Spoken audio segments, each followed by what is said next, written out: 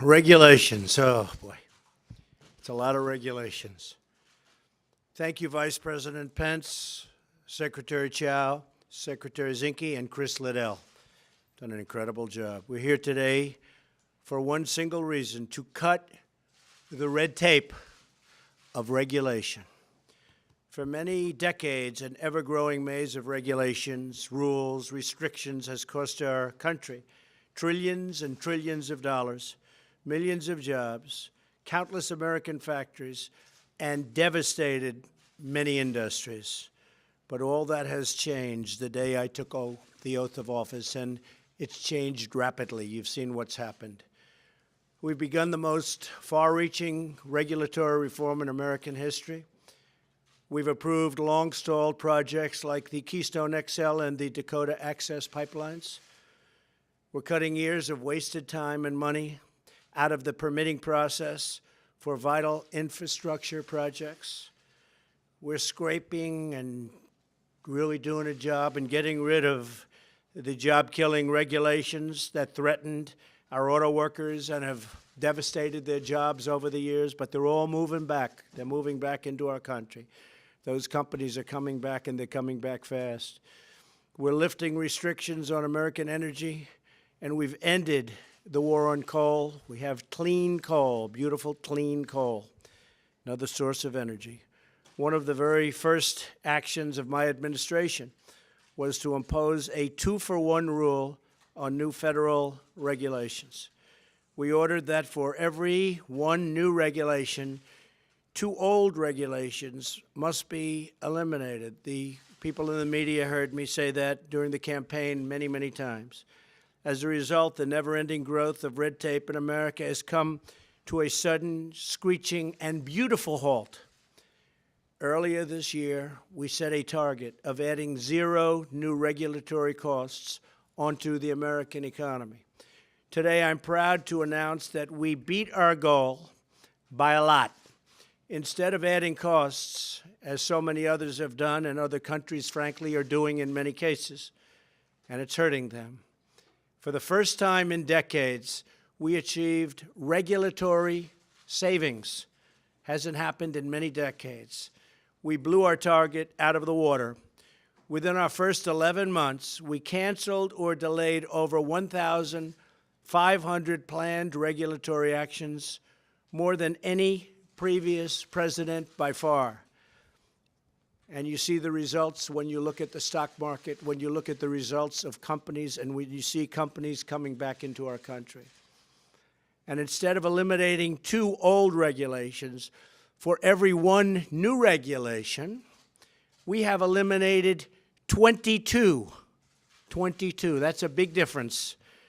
We aimed for 2-for-1, and in 2017, we hit 22 for 1.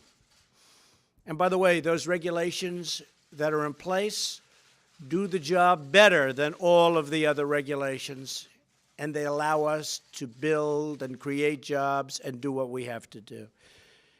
We are now reducing the size, scope, and cost of federal regulations for the first time in decades, and we are already seeing the incredible results.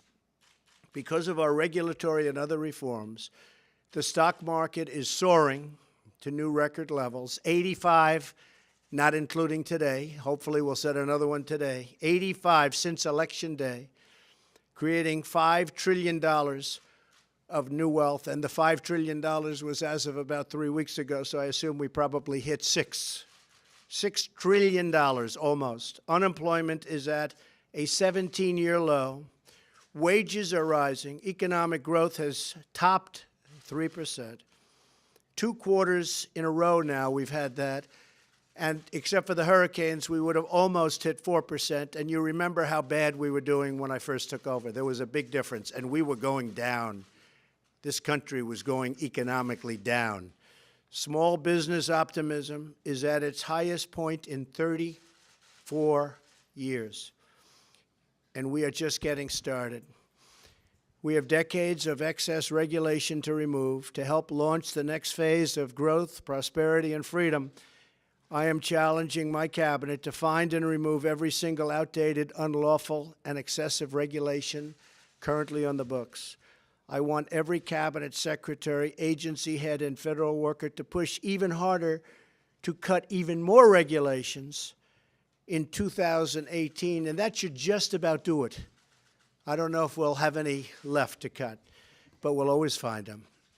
We must liberate our economy from years of federal overreach and intrusion so that we can compete and win on the world stage. And when you look at the stock market and what's happening, such a high level, and that has a long way to go, much of that is because of what we've done with regulation. For example, the current process for permitting infrastructure is unacceptably long. This chart, I love this chart. I showed this chart 2 months ago. Chris Liddell. Hold that up, Chris. Chris is not tall enough for this chart, neither is anybody else. This is the process that you had to go through to get permits for a highway or a roadway. You had to go through this process. And it would take many years, many years, right, Chris? And you had to go through 9 different agencies, make 16 different decisions under 29 different laws. It would take from 10 to 20 years, in some cases longer than that. And by the time you finished, you probably gave up. And I think it's, I don't know, I saw this chart. I held this chart up 3 months ago, and I said, bring out that chart. That was a last-minute decision. But it really explains what a disaster it is. We want to take that process down to maybe 1 year. We have it down to 2. We maybe bring it down to 1 year. And by the way, if the highway or the road is not good, we're going to reject it. We're not going to approve everything. We're going to reject it. But for the most part, generally speaking, it's a good thing, not a bad thing. Cutting through this maze is critical to restoring our nation's competitiveness. That is why, under my administration, a highway that would have taken, and we're looking at the numbers, but we're trying to average them out. And people have no idea. They think the number is, in many cases, over 20 years. And we're bringing that way down. Beside this, you can see another really vivid illustration of the monumental task we face. In 1960, there were approximately 20,000 pages in the Code of Federal Regulations. Today, there are over 185,000 pages. So you take a look at that, and I assume that this is today.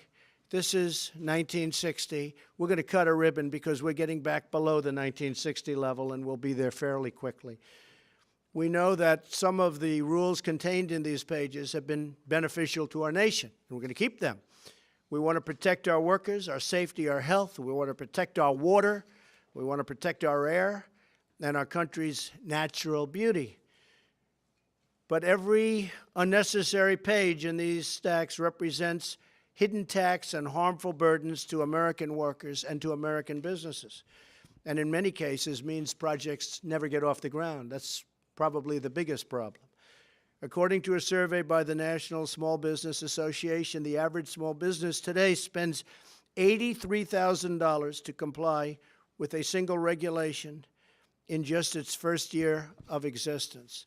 Small business manufacturers also bear an enormous ongoing burden, spending an average of nearly $35,000 per employee each year.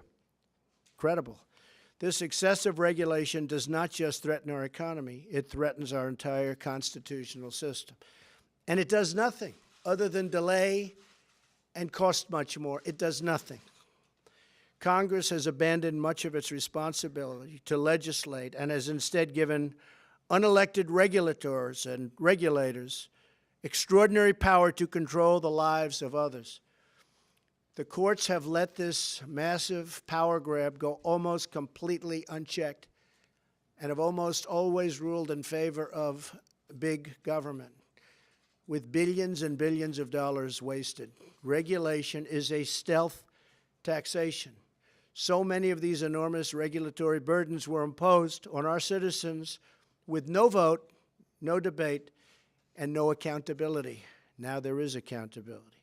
By ending excessive regulation, we are defending democracy and draining the swamp. Truly, we are draining the swamp.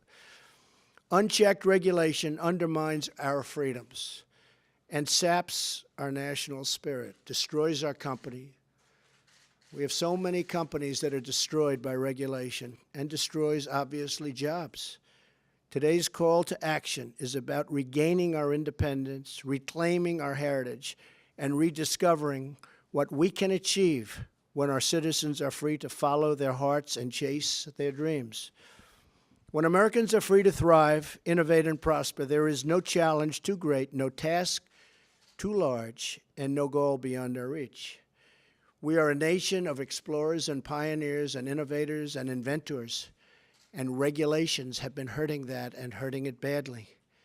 We are a nation of people who work hard, dream big, and who never, ever give up. We are Americans, and the future belongs to us. So together, let's cut the red tape.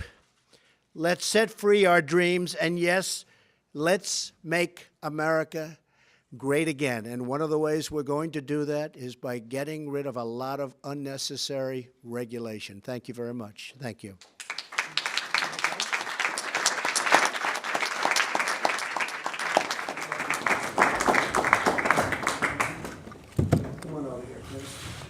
Come on over here. Why don't we all gather around? Come on.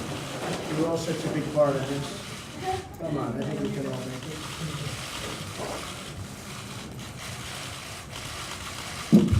So this is what we have now.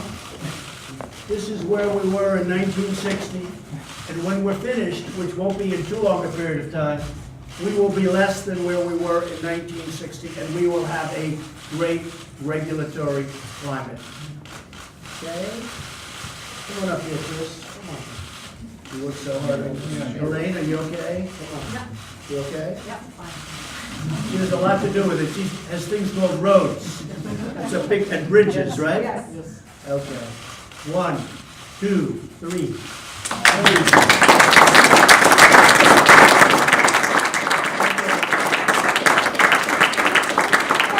I mean, maybe they should go to Chris, right? You work so hard. What do you think?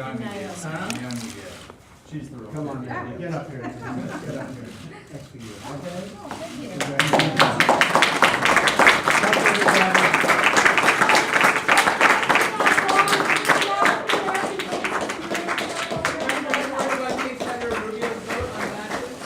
Well, I think we'll be there. He's really been a great guy and very supportive. I think that Senator Rubio will be there, for sure. We're doing very well on the tax front. We have tremendous support. We have tremendous spirit. It'll be the largest tax cut in the history of our country. And I will say the Republican senators and congressmen and women have been incredible. So I think we will get there. It'll be in a very short period of time. It will be the greatest Christmas present that a lot of people have ever received. It'll be something special. Did Omarosa share how concerned with you, Mr. President? I like Talked Omarosa. about today. Omarosa is a good person. Who Thank you all very much. Americans have- Thank you.